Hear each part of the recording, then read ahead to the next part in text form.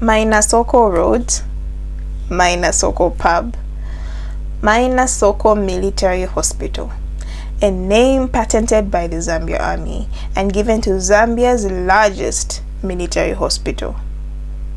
So why this name? Who was this person?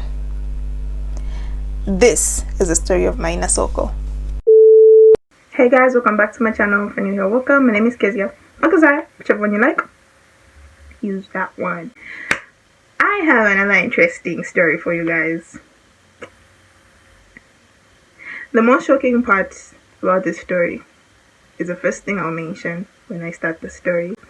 But hi, my name is Keziah. I would appreciate it if you subscribe to my channel, click the notification bell so you can get notified every time I post a new video. I don't upload every week, I upload every other week, so you never know when it's Wicked Wednesday. So turn on post notifications and like this video if this is something new to you. If this is something you haven't heard of before, like the video. Alright, let's get into the story. The story of Mwanasoko is very interesting because it has two variations, and I'm going to tell you both. The most shocking, the first shocking thing about this story, if it's not the most shocking thing about the story, Mwanasoko was a woman. Mwanasoko was a woman. Never in a million years would I have thought Mwanasoko was a woman. But maybe it's also because there's not very many women that are celebrated by being given names of things in Zambia that are not affiliated to penny power, like first ladies. Usually first ladies and all that stuff. It's never really just a simple woman, because that's what she was, a simple woman. So in this story of Mwanasoko, it doesn't have a lot of information about childhood and all that stuff. You know how it is. Mwanasoko was married to a man. I'm not going to mention the man's name because in the other story the man's name changes. So I'm just going to say a man. Mwanasoko was married to a man, and later that same man married another woman who happened to be the brother's wife. Wife inheritance, Zambian tradition. Cool. She had kids, but none of the kids lived to exceed the age of 5 except one, and her name was Maggie. Maggie would grow older and get married, but then she would have a child. His name was Boygweda. There are some interesting names in this story.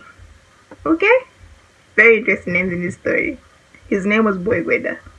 Boygweda Petro. So I don't know if his first name was Petro, then last name Boygweda, or it's just that way.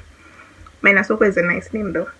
So Boygweda, he's actually the one that volunteered information on this version of the story.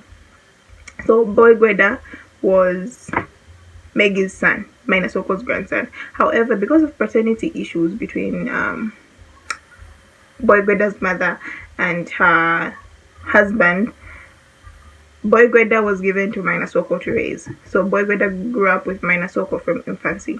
So she basically knew Mwanasoko as his mom.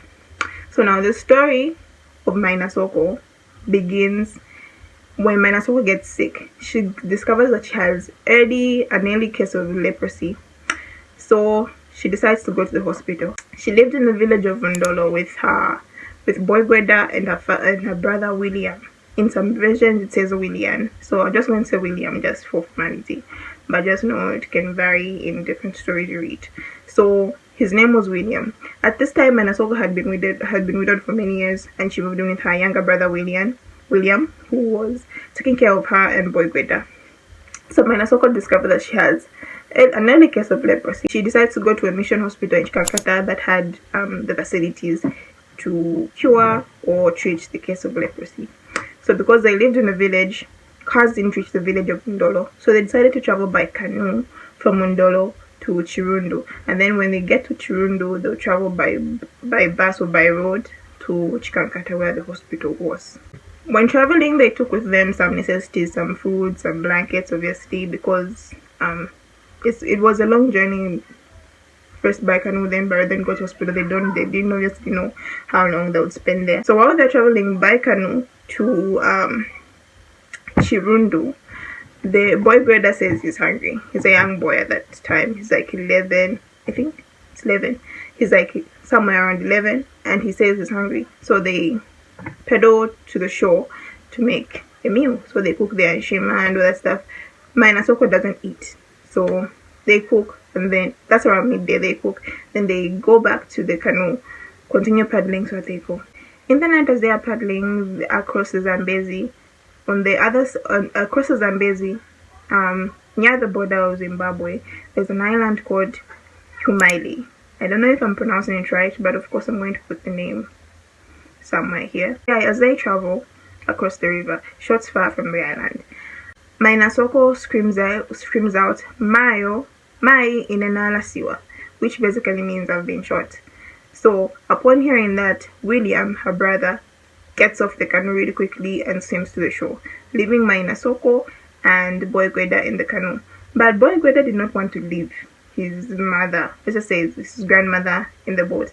So he takes over the paddling of the canoe and he paddles to the shore, ties the canoe up to some reeds, and takes his grandmother off the shore. When they reach the shore, Mwanasoko tells Boygweda to run for his life.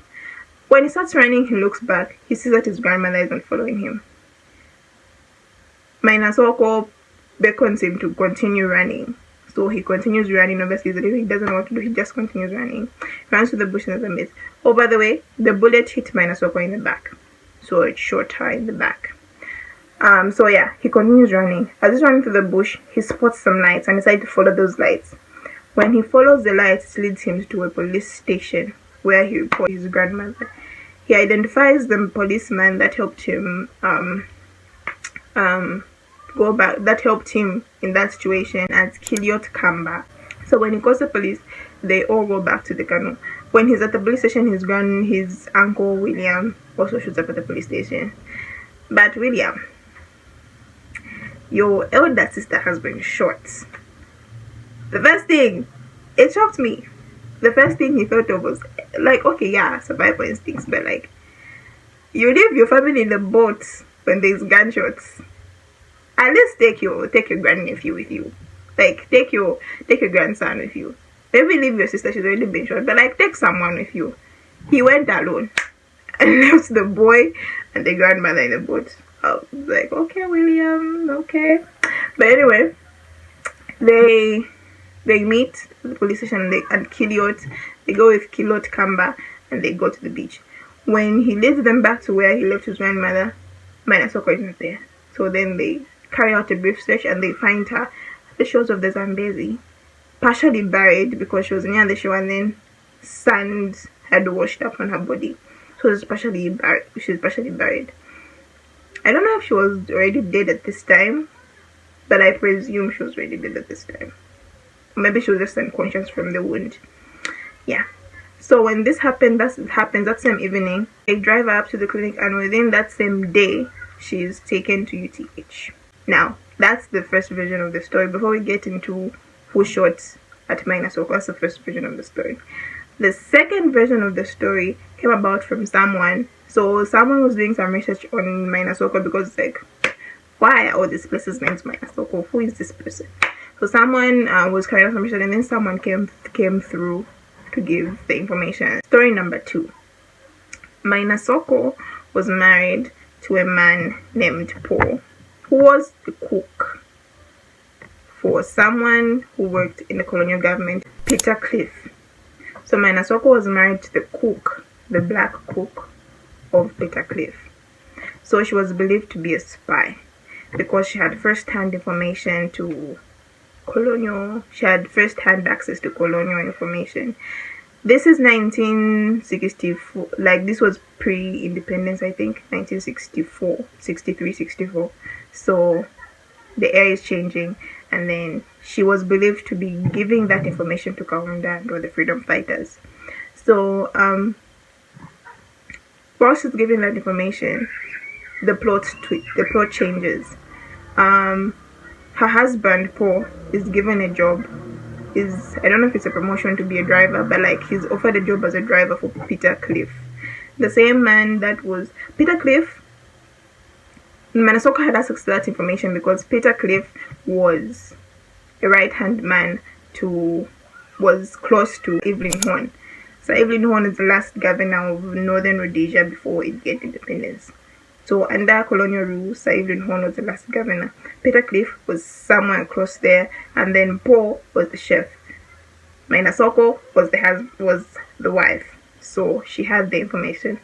I hope you guys are following me. So yeah.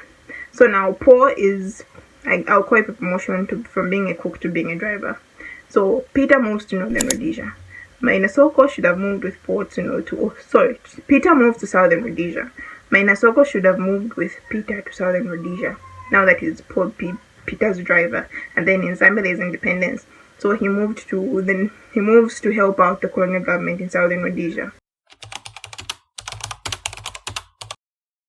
Mwanasoko did not move with Paul because allegedly, according to this man that volunteered this information, they had already caught on to the fact that she was a spy. She was giving information to Zambian freedom fighters. So they feared if she followed, she would still be giving information to Keziah and company. So they didn't want that, and she was on their radar. So on the day she decided she's going to the hospital to get checked, the soldiers are at the islands and they target her and they kill her because she was an informant to Zambia's freedom fighters. That's the version of the story he told. Which story do you guys believe? I believe the story that was told by Boy Gweda. Oh, by the way, the first piece of information was told by Boy Gweda himself. You guys should tell me which version of the story you believe. So, according to different versions of the story, when she was shot at the islands, KK himself, Kenneth Kaunda himself, the president of Zambia at the time, himself sent a plane to get Mwanasoko's body picked up and taken to UTH. Mwanasoko died and she was buried at Chingwere Cemetery. Dolo village is no longer in existence, but at the time Boy Gweda was volunteering this information, he hadn't been to Chaiwa area on Dolo village in a long time. So the people that received this information from him took him there, and he found his aunt, who happened to be William's daughter, Mwanasoko's niece. She didn't know any of this. She confirmed the version of the story Boy Gweda told because she said she remembers the day they all went to take Mwanasoko to the hospital.